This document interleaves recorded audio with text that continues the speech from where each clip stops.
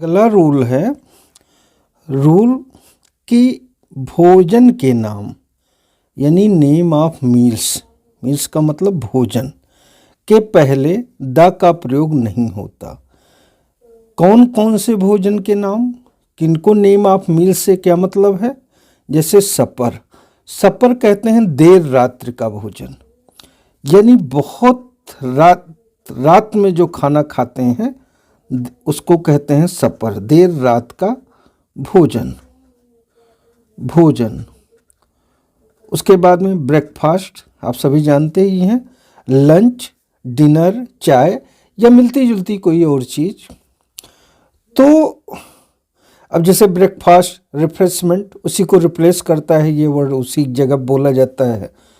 तो जो मिलते जुलते शब्द हैं उनके लिए भी तो इनके पहले जो है वो द का प्रयोग हम नहीं करते हैं। एग्जाम्पल हमने दिया है we have dinner at night, तो रात को हमारा डिनर है। ब्रेकफास्ट इज रेडी, ब्रेकफास्ट तैयार है। He was invited to dinner.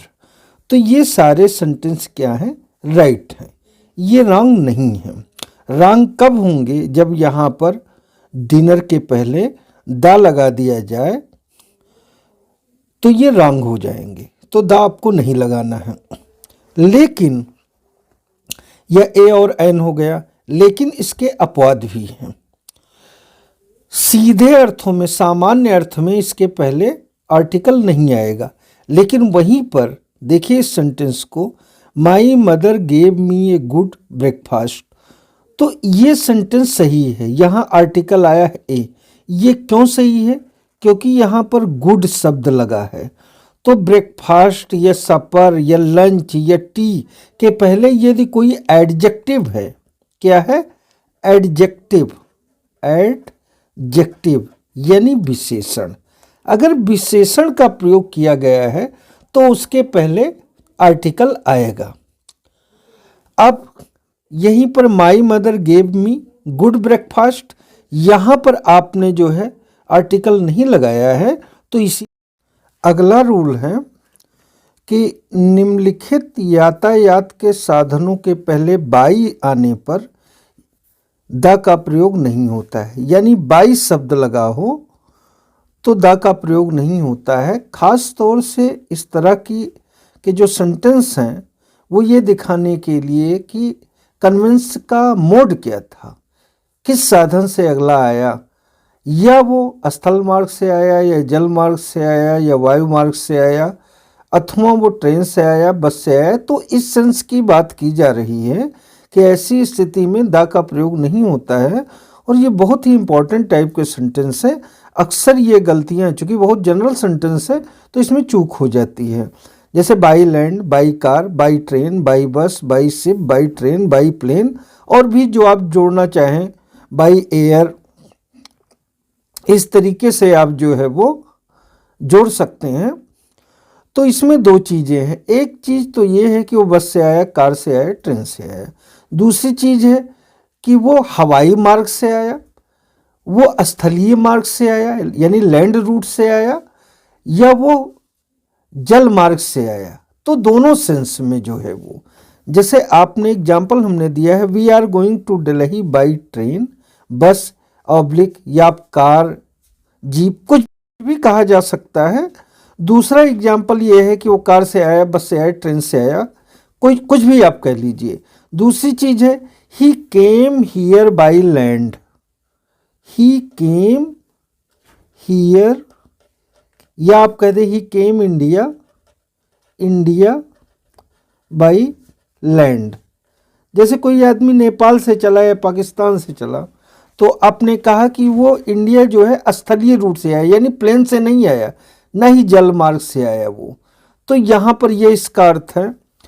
लेकिन इसका अपवाद भी है। जैसे आप कहें द कार विच आई है बॉट इज न्यू, ये सेंटेंस सही है।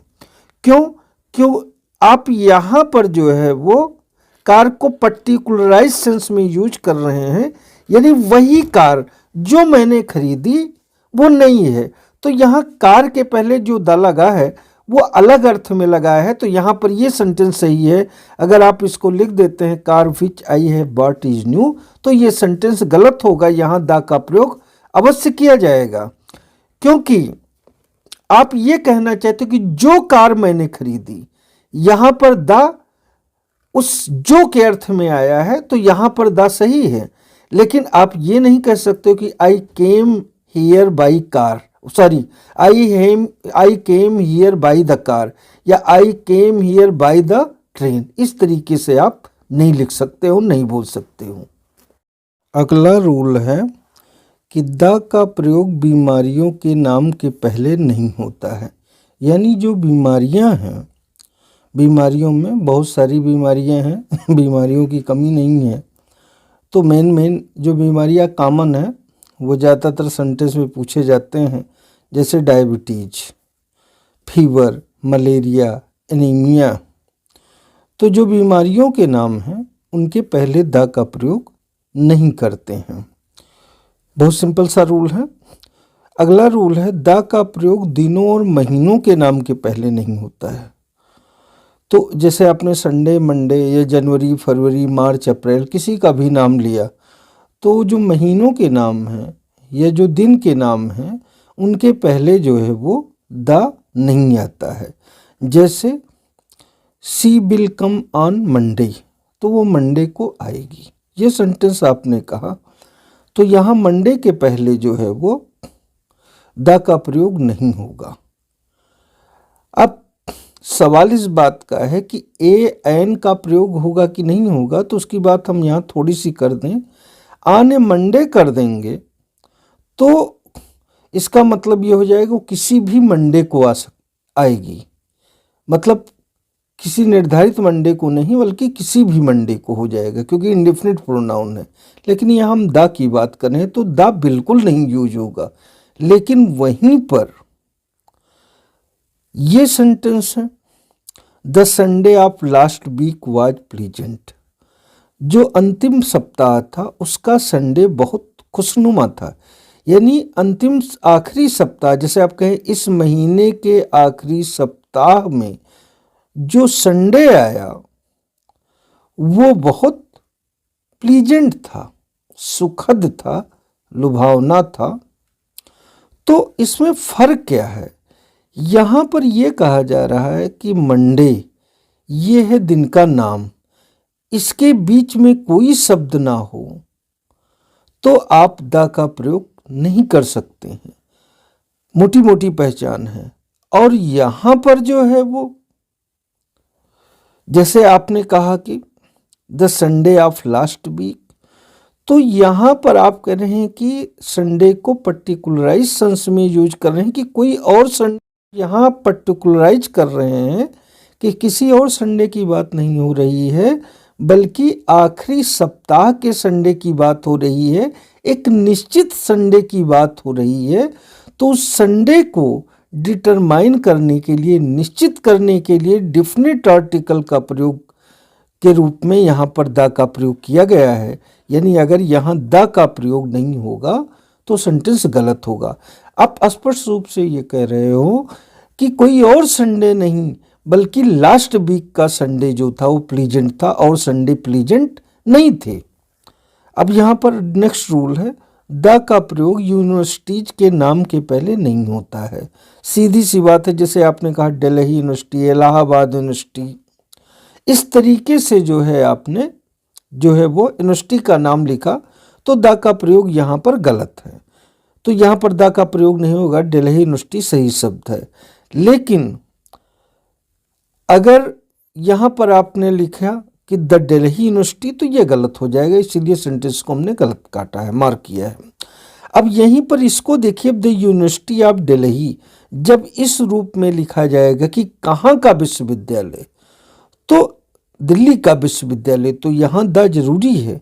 अगर आप ध्यान से देखिए तो यहाँ ये द शब्द डिफिनिट आर्टिकल के रूप में आया है, और इस नियम का ये अपवाद ना हो करके बल्कि ये अलग अर्थ में आया हुआ है, इसलिए द का प्रयोग किया गया है। क्योंकि आप कह रहे हो कि कहीं और नहीं बल्कि दिल्ली की यूनिवर्सिटी, इसका ये अर्थ होता है द यूनिवर्सिटी ऑफ दिल्ली का मतलब दिल्ली की यूनिवर्सिटी, यानी कहीं और की यूनिवर्सिटी नहीं बल्कि दिल्ली की यूनिवर्सिटी। जैसे आपने कहा द यूनिवर्सिटी ऑफ इलाहाबाद, तो कहीं और का विश्वविद्यालय नहीं, विश्वविद्यालय तो बहुत जगह हैं, इलाहाबाद का विश्वविद्यालय यानी इलाहाबाद विश्वविद्यालय। ऐसे ही आपने कहा द यूनिवर्सिटी ऑफ कानपुर, तो कहीं और का विश्वविद्यालय नहीं, विश्वविद्यालय तो तमाम है, कानपुर के विश्वविद्यालय की आप बात कर रहे हैं। तो इस तरीके से जो है वो जब ये डेफिनेट और रिस्ट्रिक्टिव मोड में यूज किया जाता है तो द आ जाता है डेफिनेट आर्टिकल के रूप में, और जब सीधे से यूनिवर्सिटी का नाम लिखा जाता है तो उस नाम के पहले, विश्वविद्यालय के नाम के पहले द का प्रयोग नहीं करते हैं। तो इस तरीके से ये हमें देख करके यूज करना।